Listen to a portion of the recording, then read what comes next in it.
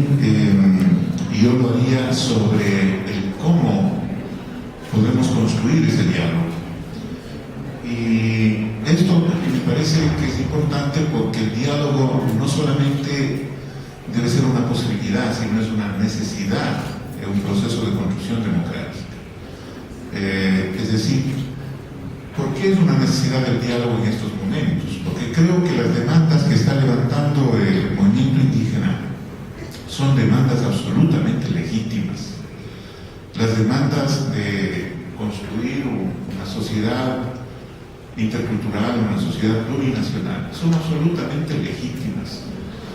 El problema es cómo se viabiliza, y yo creo que aquí sí tenemos que hacer una clara diferenciación entre lo que es el horizonte utópico y lo que es, digamos, el presente. El horizonte utópico es el futuro, o sea, creo que nadie estamos pensando que ya, digamos, se va a hacer el socialismo. Me acuerdo que en el 70, en el 80 pensábamos y nos preparábamos ya a la revolución socialista, la toma del poder, etc.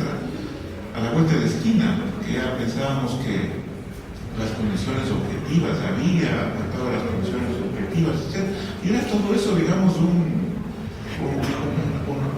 bonita experiencia, digamos, de soñar, de esperanza por el cambio social, pero obviamente a través del tiempo hemos ido entendiendo que esos procesos son procesos lentos, son procesos de construcción y son procesos de diálogo, que es, digamos, creo que el camino que ha escogido la sociedad ecuatoriana.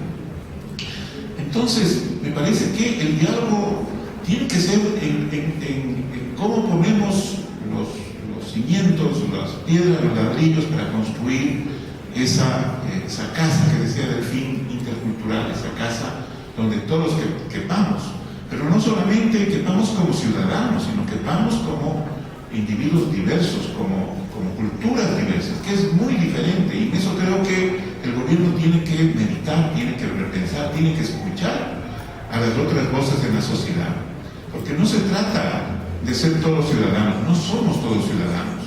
Hay otras personas que la ciudadanía no les dice absolutamente nada, y hay pueblos incluso no contactados en este Ecuador diverso, y que es necesario entonces sentarse a dialogar para ver cuáles son los pasos que damos para ir más allá de lo que nosotros hemos alcanzado.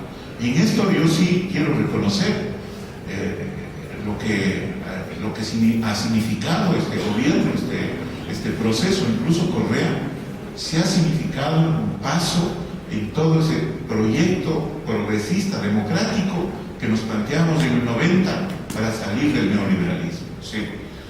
Pero obviamente tampoco estamos en un régimen socialista, yo creo.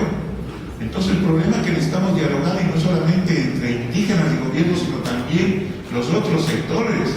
Necesitamos sentarnos a dialogar la academia, necesitamos sentarnos a dialogar los trabajadores, los jóvenes, las mujeres, etcétera, para ver cuáles son los pasos que tenemos que dar para profundizar y radicalizar esta democracia que hemos comenzado, yo creo que un nuevo periodo a partir precisamente de abril. Abril para mí es el acontecimiento, aparte, digamos, de lo que fue el levantamiento indígena del 90, obviamente, pero abril es el acontecimiento que abre un nuevo periodo en este país.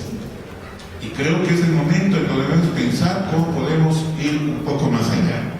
La segunda cosa que quiero plantear es que es cierto, digamos, que ha habido una baja en los coeficientes de pobreza, sobre todo en las áreas rurales, pero sigue siendo el sector indígena el sector más pobre en el Ecuador. ¿Sí? Sigue siendo eso. Y nosotros no podemos contentarnos con que ha bajado 5 o 10 puntos el coeficiente de Gini.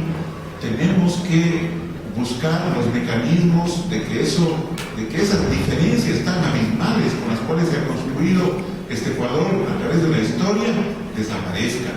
¿Sí? Desaparezcan, y tenemos que sentarnos muy seriamente a pensar en nuevas políticas públicas. Creo que hay un déficit ahí en la política pública que plantea el gobierno para considerar estos sectores, para trabajar el tema de la interculturalidad. Todavía siguen siendo conceptos para mí vacíos. El tema del Estado plurinacional es un concepto que hay que pensarlo, que hay que darle contenido. No somos un Estado plurinacional, de ninguna manera. Eso está por hacer. Entonces creo que el diálogo es una necesidad. Sin diálogo no hay posibilidades de avanzar.